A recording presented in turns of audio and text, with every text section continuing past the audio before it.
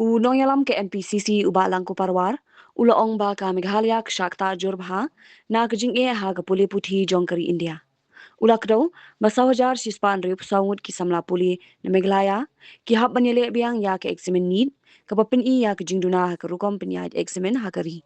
Kat kum ke jing ong jong u, ha ke jinglong hong jong ke Neet, ke syak penthun, uwar ulak ke noru ba ke jingduna pisa ke puli puthi, ke jingduna nong hikai bat ke jing bombiang ki kor komputer, ha ki skul badang wanrah ya ke jing kham ha Meghalaya, ke badang sa din ha ke digital infrastructure.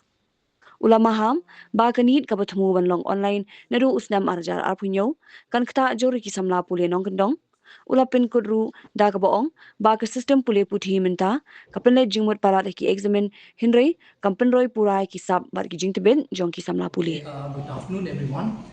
I do English more. Thank you very much for being present here. Welcome all the members of the press fraternity to this very, very important press conference. The theme of this press conference is, you can see at the back, it's called Shatrunki Gunj, which is essentially the Congress's attempt to raise awareness about the state of the education system in the country today. So this is a data-driven press conference. So I've shared the numbers, the notes with everyone. It's basically a ready webinar. So if you want to have a look at the numbers, feel free. If you have any questions, you can ask on the basis of those numbers. So let me begin it this way. The Neet leak, paper leak, is just a symptom. I think most of you are aware of what happened in the last 1 month with regards to the leakage of the Neet paper. This was in May, and 5 days after the exam was conducted, it had to be cancelled when a leak was detected. There was a guidebook that was in circulation, and when the investigators checked the data and the information of the guidebook, they realized that almost 60 to 70% of the questions that were being circulated actually were from the main paper. That's the reason. That's the main reason why the Neet exam was cancelled eventually, and it was rescheduled in June. And the numbers are quite staggering, because if you look at the numbers, more than 22 lakh aspirants had to attend this exam, and it was cancelled in May, as I mentioned earlier, because a guest paper circulating in coaching hubs was found to overlap heavily with the real paper. It was reconducted on 21st June 2026 at 5,440 centres across 551 cities and 14 centres abroad, mobilizing hundreds and thousands of personnel. So for us, this repeated leakage of question papers is a great cause of concern. I'm saying this Rahul Gandhi opened his speech in Kota. He said, this is not about the Congress, and he was not going to talk about the Congress or the BJP. This is us, parents, concerned citizens. For example, I'm a third generation teacher here, and my colleague over here, Mr. Wanrah, is a teacher by profession. He runs a school. Manuel has families, right, who are in the teaching profession. Like I said, I'm a third generation teacher. My family has set up 2 schools. We've set up 1 college. And on top of that, almost all my cousins, all my aunts are in the teaching profession. So for us, it's really a cause of concern, because the need, it's just a symptom. The disease, the ailment is somewhere else. And for us, we felt that it's very, very important that that we highlight where the ailments are. And for us to understand where the issues are, we have to look at the numbers. For example, I've shared the numbers with you. If you look at the combined public spending on education from 2013-14, it's 3.8% of GDP. The combined public spending on education set plus states in 2021 has increased, no doubt, to 4.64% of the GDP. But I want to draw your attention to the latest PRS estimate on the combined spending, that is 2022-2023, which indicated that there has been a drop in the percentage of GDP of the budgetary allocation. Now, if you look at the NEP 2022 target, the government has made it very clear that the target is 6% budgetary spending of the GDP. But if you look at the numbers, the Ministry of Education expenditure growth 2015, 16 to 20, 25, 26, there's been only a 5% annualized growth. I think later on you can, Manuel probably will explain the numbers, the significance of these numbers and the implications of these numbers in detail. And I would like to share this another very, very important data with you. This is from the Ministry of Education. This is the budget estimates for the year 2024-25.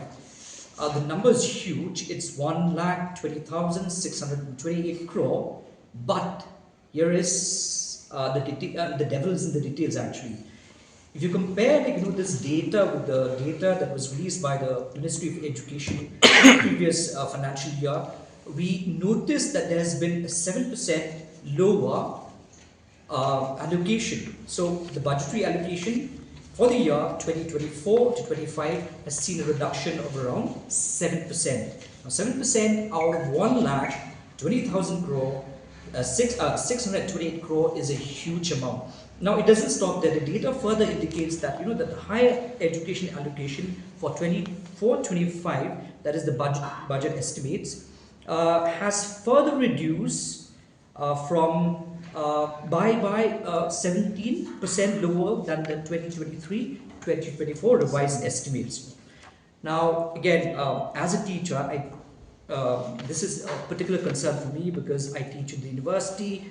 When I saw this number, I was quite shocked, because the UGC allocation for 2024-25 budget estimates was reduced by 61%. Now I'll repeat that. The UGC allocation for 2024-25 was reduced by 61%. No wonder, we have problems, and especially in the higher education space. I think most of the members of the press here, we've covered the issues that have been happening in EU in the last 3 to 4 years, higher education and the UGC allocation, which again I said, I quoted the number, a reduction of 61%. Now again, if you look at the Education Ministry again, 24-25 versus 25-26, the budget estimate versus the revised estimate, there's been a 5% lower than budgeted. Now if you look at the school education underspending 24-25 revised versus budget estimate, there's a 7% lower than budgeted. Higher education underspending 2024-25 revised estimate versus budget estimate, we see a 2% lower than budgeted. Now we come to another very, very important scheme, which is the midday meal scheme. Of course, it has been renamed by the BJP government to PM Poshan. Again, when I saw this, I was quite shocked because between 24 and 25, between the revised estimates and the budget estimates, we see a 20% lower than budgeted. Now we're talking about 20%. Now the PM Poshan, as many of you are aware, is actually a scheme that has been designed for the underprivileged children. This is to incentivize them to come to school, at least for those students who come from underprivileged backgrounds. The idea that that you're going to get a meal in the school is a very, very important incentive. So a 20% reduction in the PM Poshan speaks a lot about the priority of this government, the central government.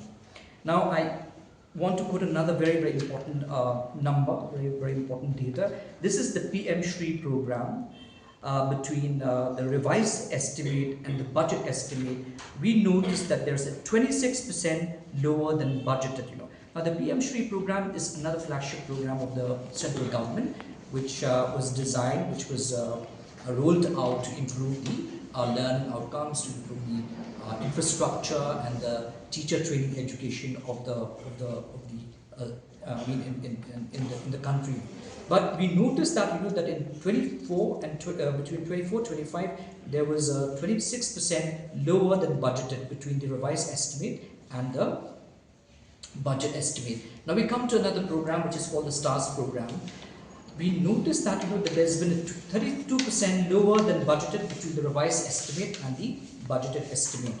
Another flagship program which is meant to again incentivize, which is meant to help students coming from underprivileged background is the student aid, the SAF.